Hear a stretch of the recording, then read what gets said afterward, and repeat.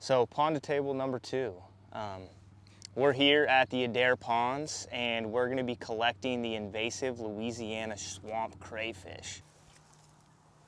And you can see there's multiple crawdads in that hole right there. And crawdads, crayfish, whatever you prefer.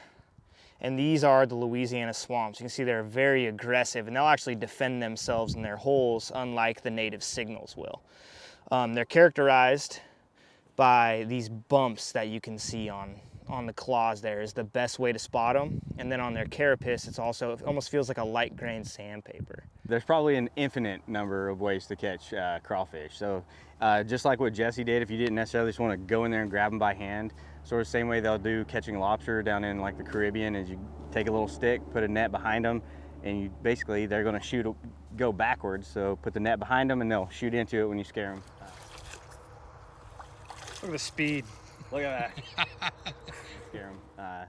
From the front, if you can find their holes, usually they have a back out or escape hole. So if they're close together, put your hand or a stick in front of that front hole and just wait for them to come out the back, and you can grab them right behind the claws or the pinchers, so if you're afraid to get pinched or something like that.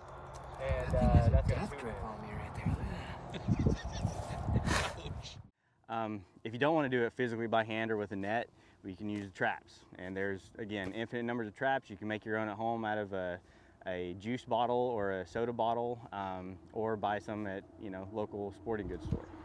Overnight trap versus 10 minutes of hand grabbing. That's 10 seconds. All right, look behind you now. Plan your attack. There's one in that, one about to go north. I was watching a few just young kids here yesterday when we were setting the traps out. Just a little piece of, I think they just had the tip of a night crawler on a hook and dangling in there. The crayfish, crawfish, crawdads will just reach out and grab it, and they just hold on to it, and you can pick them up, put them on the bank, put them in your bucket, whatever you want to do with them. So this is the Louisiana swamp crayfish.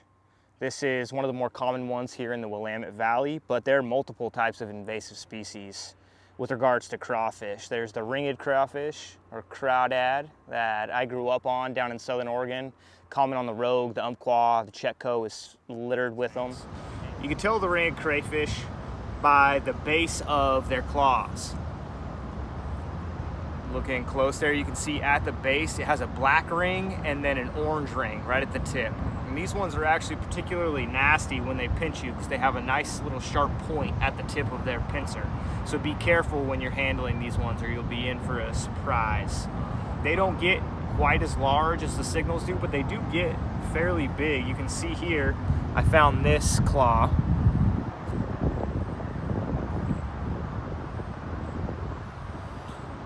In comparison to our live one here, that would be a pretty substantial crawfish. This ringed crawfish is from the Midwest area, and it is quite a bit more aggressive than our native signal crawfish.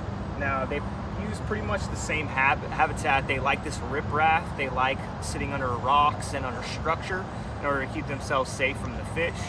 So what they do with their aggression is push out the signal crawfish and utilize that same space, so they're out competing our native species. To catch these ones, I use the snorkel. You can also just go and walk around the shoreline and flip over rocks, and you should be able to find them. They'll kick obviously towards the tail end and kick away from you, so you got to be quick and snap these ones up. It would help as well as if you had a net. Kind of push something up in front of them and get them to jump back into your net. It would be a great way to catch these ones.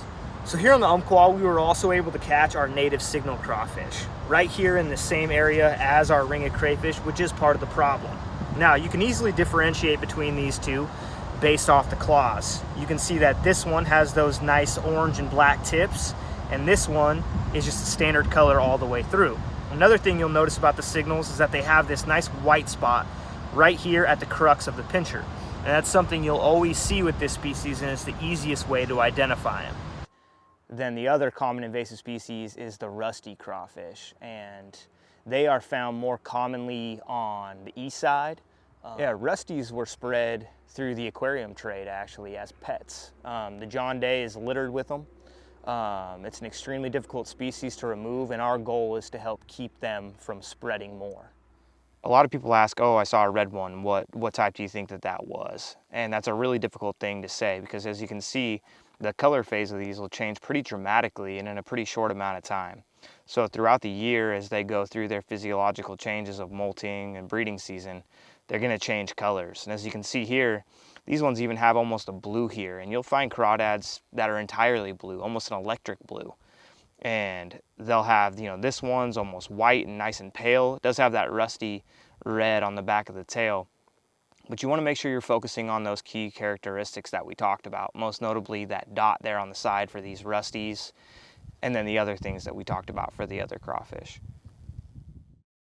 So once I get a bucket full, or however many I caught that day, I take them home, put some fresh water in the bucket, and let them kind of sit in there and filter stuff out of them for a day or two.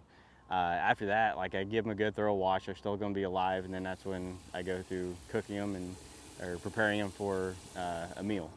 I'm from the South, so I just like the big plain big crawfish boil. Like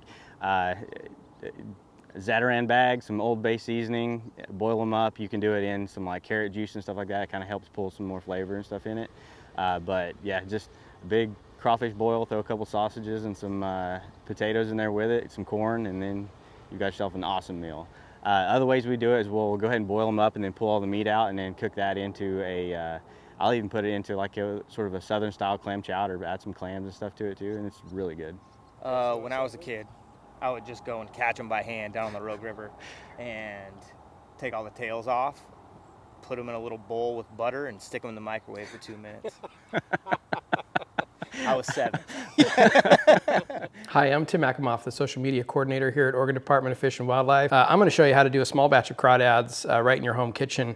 So first things first, I start with this. It's kind of a double boiler.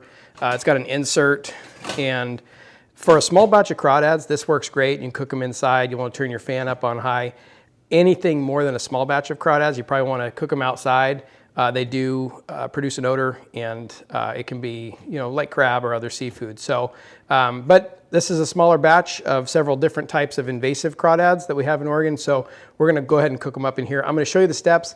There's really nothing simpler than a crawdad boil. You buy some different ingredients. You put a bag of Zatarans or whatever your favorite spices are into the boil, and you throw everything in there.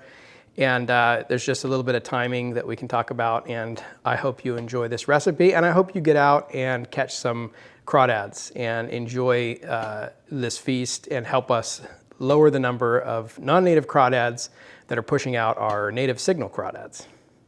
First thing I do is fill my pot with water. I'm not going to fill it all the way up because I do not want it to overflow or boil over the top. So light your stove, get that thing boiling. That's the first step.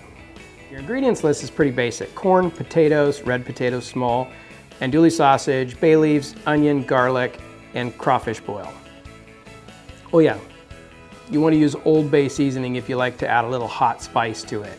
I chop everything up into larger pieces, a third or halves for the corn, cut the sausage down, add your crawfish boil to the boiling water, and get your ingredients in there. The bay leaves go first, and then I'm going to add the Old Bay seasoning to spice it up a bit, and then I'm going to add the potatoes.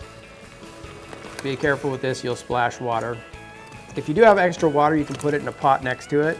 Add the corn, get everything boiling. I boil it until the potatoes start to soften up, at which point I get the crawdads. Okay, you're just gonna come in here and you're gonna scoop them up.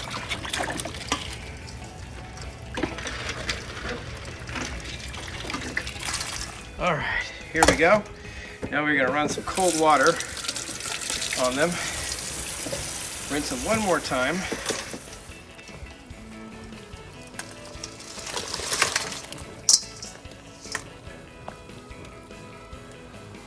I like to boil the crawdads for about 3 minutes until they're done.